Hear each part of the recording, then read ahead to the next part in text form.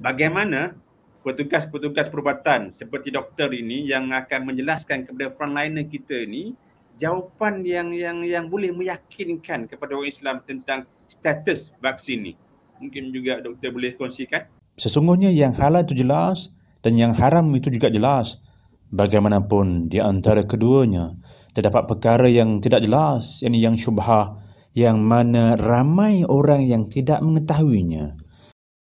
Soalan yang dikemukakan oleh Fadil Ustaz tu dia agak tricky sikit. Dia sebab dia nak ubah supaya dia tally dengan tema perbincangan kita pada malam itu, bolehkah Malaysia mengeluarkan vaksin halal.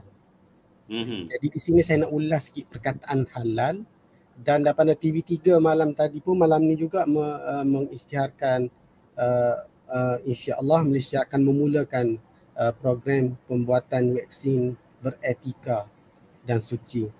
Jadi dalam erti kata di sini orang akan mempertikaikan, orang di luar sana mempertikaikan adakah sebelum ni vaksin tak halal dan vaksin sebelum ni dibuat secara tidak beretika ataupun vaksin yang dibuat sebelum daripada ni tidak suci.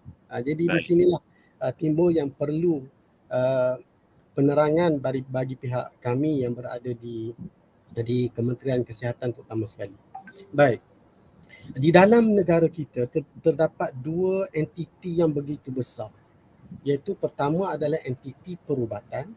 Di sana terdapatnya pakar-pakar yang melihat, mengkaji, meneliti semua laporan-laporan yang dikeluarkan, termasuk bukan saja dalam pembuatan vaksin tetapi semua ubat. Dalam negara kita, kita boleh lihat dalam formulari negara kita lebih kurang 1,700 ubat, semua ada tablet, cecair, macam-macam yang jenis alat dan sebagainya, semuanya dinilai oleh badan regulatory yang begitu teliti. Di mana badan regulatory ini adalah satu badan yang menilai semua dapatan-dapatan, laporan-laporan kajian serta bahan-bahan yang digunakan untuk membuat sesuatu ubat, termasuk juga vaksin. Jadi memang tak akan lepas, dan saya rasa NPRA ataupun National Pharmaceutical Agency ini, dia pakar-pakar dia bukan saja terdapat di dalam agensi tersebut, pakar yang di dalam agensi tersebut, tetapi dia memanggil pakar-pakar yang luar untuk menerangkan berkaitan dengan sesuatu isu yang mungkin dibincangkan, diperbangkitkan dan seumpama dengannya. Yang kedua, kita ada satu lagi entiti yang lebih besar yang berpengaruh juga, iaitu entiti fatwa. Majlis fatwa, sama ada fatwa kebangsaan ataupun fatwa negeri-negeri.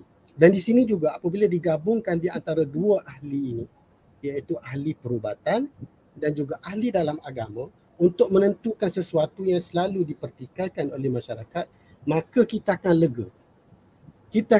Bagi kami yang berada di KKN, kita kalau orang tanya, okey doktor, halal ke haram?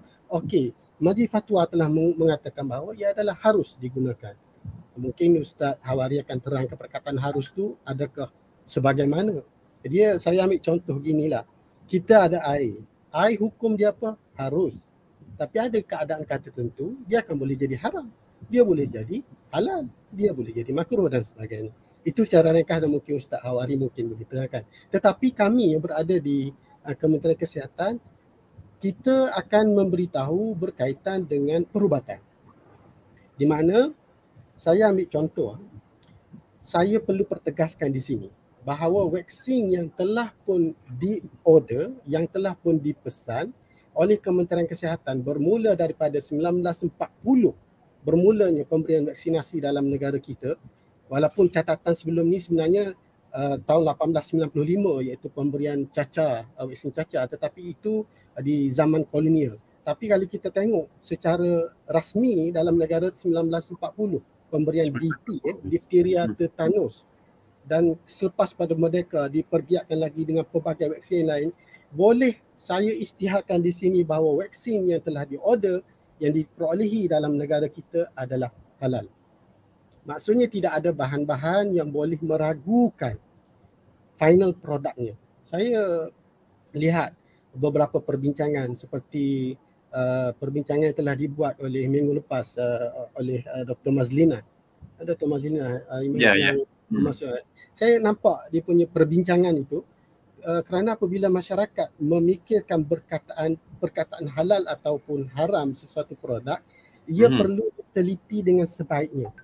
Bukan semata-mata kita tengok dalam dia punya produk leaflet mengatakan tengok tu ada virus sel. Apa itu virus sel? Virus sel tu dia kata adanya sel-sel monyet, adanya sel-sel janin dan sebagainya. Di sini masyarakat kadang-kadang menyebabkan kekeliruan berlaku di situ, dan saya rasa sudah banyak saya menerangkan berkaitan dengan itu, di mana proses untuk pembuatan vaksin seperti yang saya sebutkan tadi, kalau kita teliti satu persatu kesemuanya, lebih kurang dalam 13 yang telah pun dikeluarkan yang kita perolehi, termasuk juga vaksin COVID-19 yang sekarang 13 semua Dr. 13 bermula pada BCG, DPT, meningococcal, MMR, yang terbaru tahun 2020 baru diluluskan untuk pneumococcal vaksin. Semuanya bebas daripada bahan yang dikatakan haram itu. Cuma di sini kita nak istilahkan sama ada ia ditanggung halal ataupun digantung halal. Itu bahasa Terengganu tu. Tanggung halal maksudnya kita tanggung bahawa benda tu halal. Contohnya kita nak makan ikan keli. Kita nak makan ikan keli di kedai. Kita perlu cok digantung perkataan halal atau tidak? Tak perlu. Kan? Ni saya bagi contoh. Maksudnya dia memang ditanggung halal tetapi tidak digantung perkataan halal itu. Jadi di sini saya satu lagi yang last Ustaz. Sebab saya didatangi oleh beberapa pasien pesakit. Kadang-kadang pasien ni dia banyak bertanya. Ada seorang dia bertanya, dia kata, doktor, kenapa ubat-ubatan di dalam Kementerian Kesihatan tak ada digantung halal? Maksudnya tak ada cok dan logo halal.